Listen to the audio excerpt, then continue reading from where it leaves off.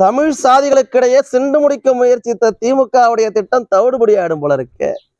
ஒவ்வொரு நாளும் பாட்டாளி மக்கள் கட்சிக்கு அத்தனை சமுதாயத்தினுடைய ஆதரவு பெருகிக்கிட்டே இருக்கு. தென் தமிழ்நாட்டுல இருந்த ஒரு தலைவர் இன்னைக்கு பாட்டாளி மக்கள் கட்சியின் தலைவர் அன்புமணி ராமதாஸ் அவர்களை உச்சி புகழ்ந்து கொண்டாடிக்கிட்டு இருக்கிறார். எக்குளமும் போற்றும் தமிழினத்தின் தலைமகன் அண்ணன் அன்புமணி ராமதாஸ் அவர்கள் என்று அத்தனை சமுதாயமும் ஆரத்தழி வரவேற்க தொடங்கி இருக்கிறார். பாட்டாளி மக்கள் கட்சி குறித்தும் அதன் தலைவர் அன்புமணி ராமதாஸ் அவர்கள் குறித்தும் தேவர் சமுதாயத்திற்காக குரல் கொடுக்கக்கூடிய திரைப்பட தயாரிப்பாளர் சௌத்ரி தேவர் அவர்கள் உருக்கமாக பேசி காணொலி வெளியிட்டிருக்கிறார். அன்புமணி ராமதாஸ் அண்ணனை எப்படி நம்ம நேசிக்கணும், அவரும் நம்ம மதிக்கணும்னா முதலாக பசுமொழியில் வந்து எல்லாரும் அவரை தேவர் வந்து சுதந்திர போராட்ட வீரர் தலைவர்னு புகழ்ந்துட்டு போயிடுவாங்க ஒரு ஒரு பேச்சுக்கு நடைமுறைக்கு.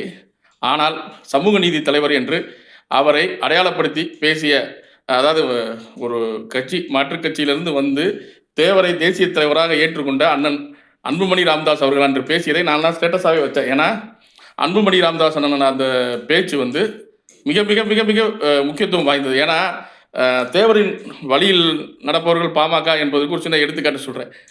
அதாவது ஃபார்வர்ட் பிளாக் கட்சி தான் முத பட்டியல் சமூகத்து வேட்பாளர்களை பொது தொகுதியில் நிப்பாட்டி ஜெயிக்க வச்சது. அது பசும்பொன் முத்துராமலிங்க தேவருக்கு அந்த பெருமை சேரும். இன்னொன்று என்னன்னா, ஜாதி ஆதிக்கம் இருக்க பகுதிகளில் சொல்லப்படும் பகுதிகளில் தேவர் தனது கட்சி ஃபார்வர்ட் பிளாக்கின் வேட்பாளராக நிப்பாட்டி வச்சு பட்டியல் சமூகத்தினர் நிறைய பேரை எம்எல்ஏ ஆக்கியிருக்காங்க. ஏன்னா பாமக பொறுத்தவரை ஐயா ராமதாஸ் அவர்களை பொறுத்தளவுக்கு பட்டியல் சமூக மக்களுக்கு பூரா தலைமை பொறுப்பு கொடுத்து முதல்ல அவங்களை நம்ம இந்த காலங்களில் அவர்களை மேலே கொண்டு வர்றதுக்கு நிறைய வாய்ப்புகள் அளித்தவர் ஐயா ராமதாஸ் அவர்கள். ஏன்னா அவர் இதைத்தான் வந்து ஃபார்வர்ட் பிளாக் வழியில் பாமக நடந்துச்சுன்னு கூட சொல்றதுக்கு இதெல்லாம் சான்று. ஐயா திரு தேவர் திருமகனார் அவர்களை இங்கே ஒரு கூட்டம் சாதிய தலைவராக கட்டமைக்க முயற்சித்த போது அவர் சாதிய தலைவர் அல்ல, சமூக நீதியை காக்க போராடிய தலைவர்னு முழங்கியது பாட்டாளி மக்கள் கட்சி என்று பறைசாற்றி இருக்கிறாரு சௌத்ரி தேவர் அவர். அத்தோடு மட்டும் இல்லாம பாட்டாளி மக்கள் கட்சியை நாங்கள் ஃபார்வர்ட் பிளாக் கட்சியினுடைய நீச்சாகத்தான் பார்க்கிறோம்னு தெரிவித்திருக்கிறாரு. உங்களுக்கு தெரியும், ஃபார்வர்ட் பிளாக் கட்சி நேதாஜி சுபாஷ் சந்திரபோஸ் அவர்களால் தொடங்கப்பட்டு தமிழ்நாட்டுல தேவர் பெருமனார் அவர்களால் வளர்த்தெடுக்கப்பட்ட கட்சி.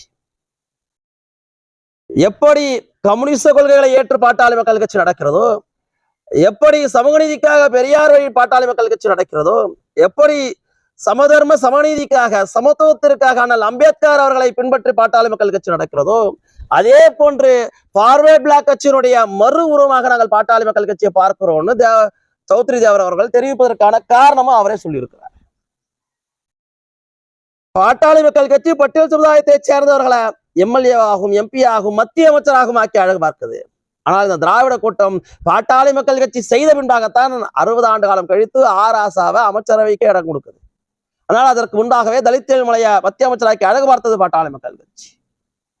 எப்படி தேவர் பெருமானார் அவர்கள் ஃபார்வர்ட் பிளாக் கட்சியில பட்டியல் சமுதாயத்தை சேர்ந்தவர்களை எம்எல்ஏ எம்பி ஆக்கி அழகு பார்த்தவரோ, அதே போன்று இன்றைக்கு பாட்டாளி மக்கள் கட்சி ஒருபடி மேல் போய் மத்திய அமைச்சராக்கியும் அழகு பார்த்திருக்கு. அதனால் நாங்கள் இதை ஃபார்வர்ட் பிளாக் கட்சியுடைய நீச்சாகத்தான் பார்க்கிறோம் என்று தமிழ்நாட்டுடைய தென்கொடியில் இருக்கக்கூடிய பெருத்த சமுதாயம் இன்றைக்கு பாட்டாளி மக்கள் கட்சிக்கு ஆதரகரம் நீட்டியிருக்கு. மே 11 சித்திரை இளைஞர் பெருவிழா மாநாடு நடக்கக்கூடிய சூழ்நிலையில அத்தனை சமுதாயத்து மக்களுடைய பேர் ஆதரவோடு